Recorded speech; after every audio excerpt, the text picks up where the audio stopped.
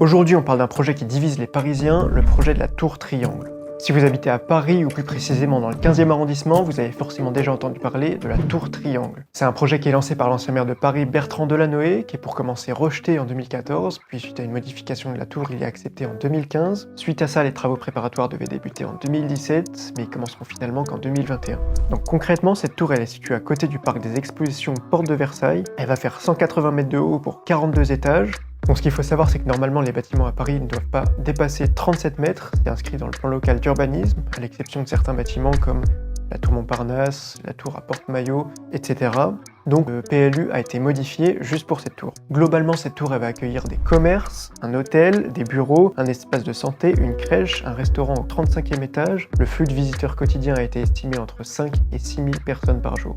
Cet immeuble il est considéré comme un trophy asset. Concrètement, c'est un bien qui est exceptionnellement rare et très demandé par les investisseurs. C'est généralement des immeubles emblématiques situés à des emplacements privilégiés. Si vous en avez déjà entendu parler, c'est peut-être pour ses problèmes, puisqu'il y en a quelques-uns.